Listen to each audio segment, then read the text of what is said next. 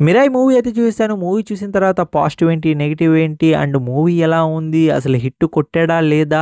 Top to bottom మొత్తం అయితే తెలుసుకుందాం. 'హనుమాన్' మూవీ తర్వాత తేజ సజ్జాకి పాన్ ఇండియా లెవెల్‌లో రికగ్నైజేషన్ అయితే వచ్చేసింది.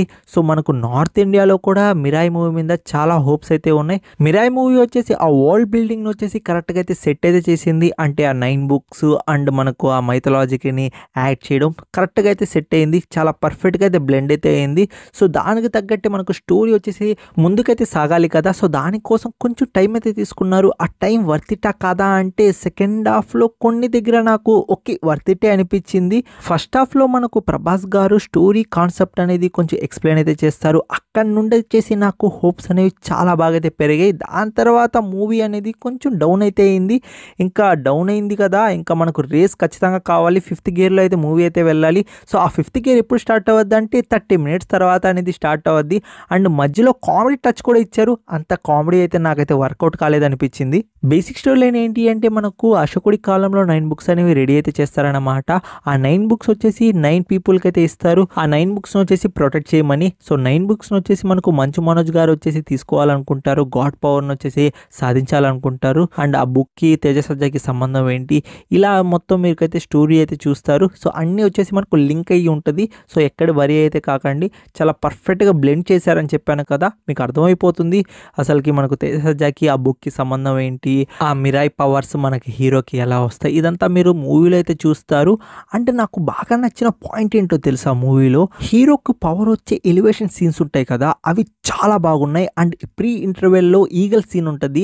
అది కూడా సూపర్‌గా అయితే ఉంది. సో, నాకు బాగా నచ్చాయండి ఆ సీన్స్ అండ్ వీఎఫ్ఎక్స్ కూడా ఆల్మోస్ట్ ప్రతి దగ్గర చాలా రియలిస్టిక్‌గా అయితే ఉంది. కొన్ని దగ్గర లోగా అయితే అనిపించింది. బట్ ఆల్మోస్ట్ వీఎఫ్ఎక్స్ డీసెంట్‌గా అయితే వర్క్ అయితే చేసింది. ఇంకా ఈ మూవీ పాజిటివ్ గురించి మాట్లాడుకుంటే first of all Manchu Manoj గారు డైలాగ్ డెలివరీ, ఆయన యాక్షన్ బ్లాక్‌లో గానీ, ఆయన ఫైట్ చేసే విధానం గానీ, ఆ బ్లాక్ స్వాట్ గానీ సూపర్‌గా అయితే ఉంది. నిజం చెప్పాలంటే తేజ సజ్జా కన్నా నాకు మంచు మనోజ్ గారు బాగా నచ్చారు మూవీలో వచ్చేసి. సో, ఇంకా తేజ సజ్జా యాక్టింగ్ కూడా పర్ఫార్మెన్స్ చాలా బాగుంటుంది. అలానే మనకొచ్చేసి తనకు పవర్ వచ్చే సీన్స్ ఉంటాయి. ఆ సీన్స్ వచ్చేసి గూస్ బంప్ మూమెంట్స్ అనమాట.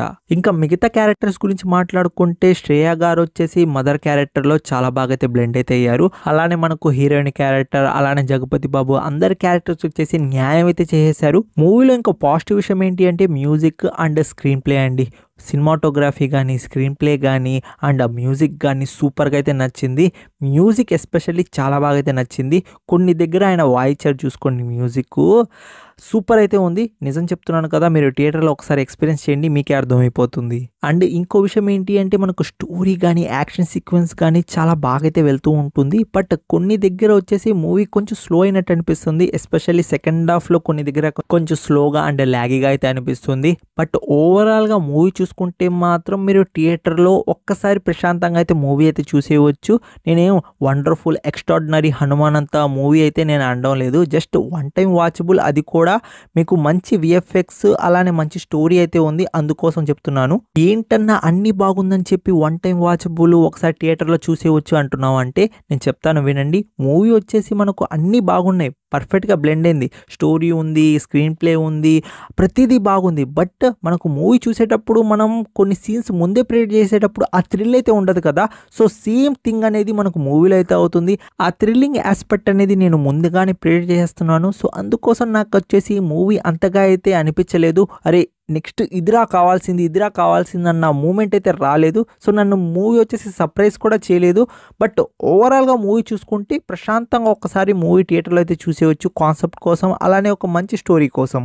ఓవరాల్‌గా ఈ మూవీ మీద నా ఒపీనియన్ ఏంటి అంటే మూవీ కొంచెం స్లోగా ఉంటుంది. అలానే కొన్ని దగ్గర వచ్చేసి మిమ్మల్ని సర్ప్రైజ్ అయితే చేయదు.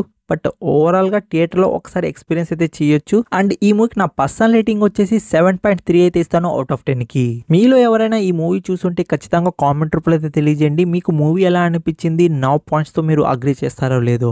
అండ్ నెక్స్ట్ రివ్యూతో అయితే కలుసుకుంటాను. Take care. Bye bye. See in the next video friends.